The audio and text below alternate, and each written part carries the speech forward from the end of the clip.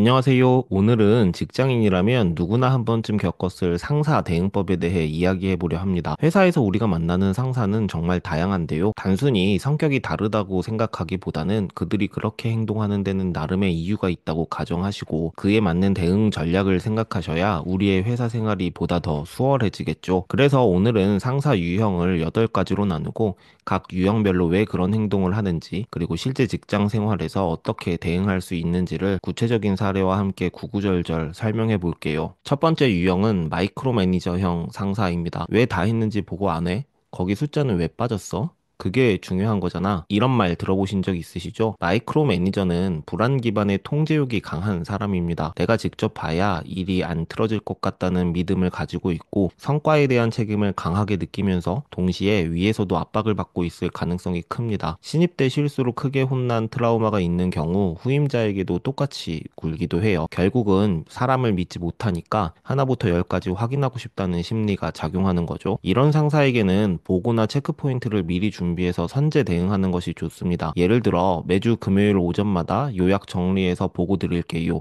이렇게 정기보고 약속을 제안해 보세요. 또 큰 그림에만 집중할 수 있도록 투두리스트나 캘린더 스크린샷을 첨부해서 일정대로 잘 굴러가고 있다는 시그널을 주는 것도 효과적입니다. 이런 분들에게는 이번 주에 우선순위는 이거 맞죠? 라고 미리 확인하는 식으로 스스로 마이크로 매니징의 일부가 되시면 상사는 통제감을 느끼고 간섭을 줄일 수도 있습니다. 그리고 여러분들의 책임도 상사에게 분산될 수 있고요. 두 번째 유형은 방치형 상사입니다. 그건 너가 좀 알아서 해봐. 어떻게 됐는지는 나중에 얘기해줘.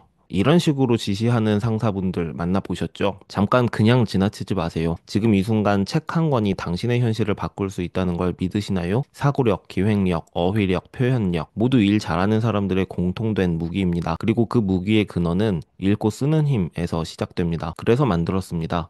리드앤리드 필사클럽은 제가 10년간 기업에서 임직원 교육을 하며 쌓아온 노하우를 고스란히 담아낸 독서 모임이에요. 한 달 내내 참여해도 단 5만 원입니다. 하루 1,600원이면 누구보다 진심인 나 자신에게 가장 확실한 투자를 할 수 있습니다. 자세한 내용은 설명란 링크에서 확인하실 수 있어요. 그리고 한 가지 더 말씀드리고 싶어요. 저는 기록과 회고에 진심입니다. 지금 여러분이 보고 있는 이 콘텐츠도 제가 지난 10년간 써온 독서 노트에서 나왔으니까요. 그 모든 시간과 생각, 실패와 배움들이 이 콘텐츠 한 줄 한 줄에 담겨 있습니다. 그래서 저는 직접 노트를 만들었습니다. 700종이 넘는 종이를 테스트해 글을 쓰는 손끝의 감정까지 담을 수 있는 단 하나의 종이를 찾아냈습니다. 이 지류로 만든 노트는 대한민국에서 오직 리드앤리드에서만 만날 수 있어요. 기록이 습관이 되고 회고가 나를 변화시킵니다. 당신의 성장도 지금 이 노트에서 시작될 수 있어요. 기록 노트가 궁금하신 분은 설명란 링크를 확인해 주세요. 다시 이어서 시작하겠습니다. 두 번째 유형의 상사는 처음엔 자유롭게 맡겨주는 것 같지만 알고 보면 관심 부족 혹은 책임을 회피하는 유형입니다. 이런 상사는 업무 외적인 이슈로 마음과 시간의 여유가 없거나 예전에는 애정을 가지고 팀원을 대했는데 상처가 된 경험이 있어서 그냥 건드리지 말자로 학습된 경우가 많습니다. 본인 커리어에만 집중하고 팀 리딩엔 관심이 없는 경우도 많고요. 이런 상사에게는 질문을 선택지로 바꿔서 묻는 게 효과적입니다.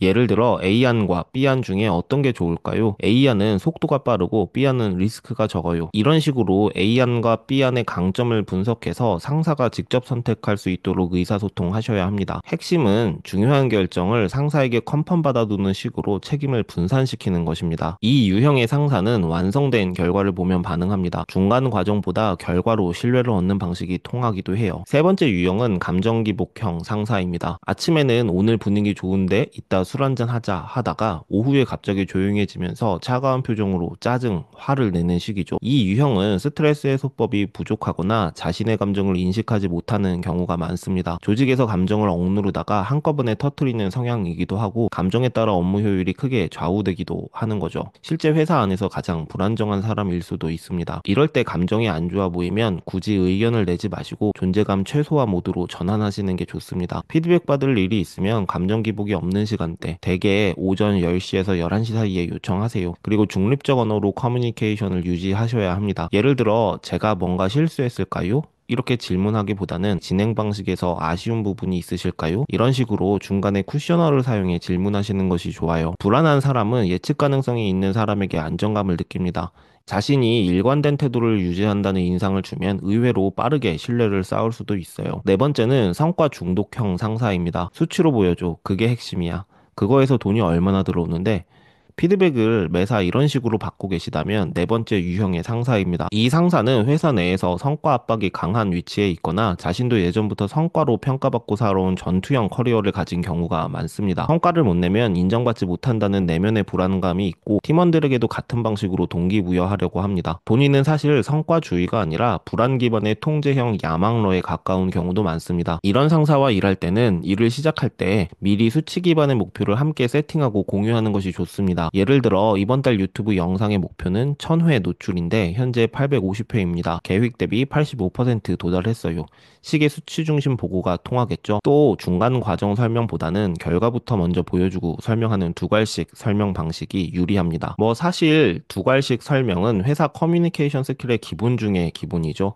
이런 상사와는 회의 전에 간단한 KPI 리포트 한 장 만들어 두면 대화 자체가 훨씬 더 부드럽게 빠르게 진행됩니다. 다섯 번째 유형은 자기 과시형 상사입니다. 나도 이 나이쯤엔 너보다 많이 바빴지. 그거 내가 예전에 다 해봤어. 다 아는 얘기야. 이런 식으로 피드백을 많이 받고 계신가요? 이 유형의 상사는 자존감이 성과나 사회적 인정에 기반을 두는 경우가 많습니다. 즉 누군가 자신의 업적을 알아봐주지 않으면 위기감을 느끼는 타입인 거죠. 또 후배나 부하 직원이 자기보다 잘 나가는 것처럼 보이는 걸 무의식적으로 혹은 노골적으로 불편해하기도 합니다. 이 사람들의 자기 자랑은 사실 나 아직 쓸모 있어 라는 메시지일 수도 있어요. 이럴 땐 팀장님 예전 이야기를 들으니까 지금 이 업무에도 통하는 게 있네요. 식의 존중 베이스 리액션으로 먼저 호응해 주시는 게 좋습니다. 그리고 회의에서는 이 부분은 팀장님 경험도 궁금합니다 라고 질문을 해서 넛지를 주는 것도 좋은 방법입니다. 물론 회의 주제에서 벗어난 질문이면 안 되겠죠. 그리고 회의록은 정리해서 1대1로 볼 수 있게 전달하세요. 자신이 통제하고 있다는 감각이 이 유형의 상사에게는 매우 중요하거든요. 이런 유형에게는 기억에 남았던 상사의 말을 다시 인용해주면 신뢰를 빠르게 올릴 수 있습니다. 여섯 번째 유형은 성과 가로채기형 상사입니다. 이번 결과 내가 초반의 방향을 잘 잡은 덕분이지. 사실 여러분이 다 한 프로젝트인데 이런 식으로 숟가락을 얹거나 보고를 가로채는 상사가 있습니다. 이들은 실제보다 자신이 더 유능하다는 이미지를 만들기 위해 주변 사람의 공을 흡수하려는 성향이 강합니다. 또한 칭찬은 위로, 책임은 아래로 라는 조직 문화에 익숙해진 사람일 수도 있습니다. 때로는 상사가 자기 자신이 공을 가로챈다는 인식조차 없을 수도 있어요. 진심으로 자기가 기여했다고 믿는 경우도 있으니까요. 이럴 땐 메일이나 업무 문서에 공동기여자로 명시하는 방식으로 성과 분산을 시도하세요. 외부와 협업을 할 때는 이건 저희 팀 A 대리님 주도로 진행한 건인데요 로 대화를 시작할 수도 있고요. 이렇게 선제적 역할 소개도 아주 중요합니다. 그리고 한 번쯤은 팀장님이 제 의견을 받아주셔서 감사했습니다. 같이 간접적인 방식으로 나 자신의 역할 어필도 해보시는 걸 추천합니다. 이 유형에게는 싸우기보다는 위 예시처럼 텍스트로 증거를 남기거나 말로 넛지를 주는 방식이 가장 현실적인 생존법입니다. 일곱 번째 유형은 불통형 상사입니다. 매사 내가 시킨 대로 그냥 해. 이런 식으로 강압적으로 업무를 지시하는 상사가 있어요. 이 유형은 권위 기반의 조직에서 성장한 경우가 많고 본인이 높은 자리에 오를 때까지 수많은 제안을 거부당한 기억이 있어서 자신의 방식이 검증된 유일한 길이라고 믿는 경우가 많습니다. 사실은 기저에 두려움과 불안감이 숨어 있는 것이죠. 새로운 방식이 실패할 경우 자신에게 돌아올 책임을 회피하고 싶어서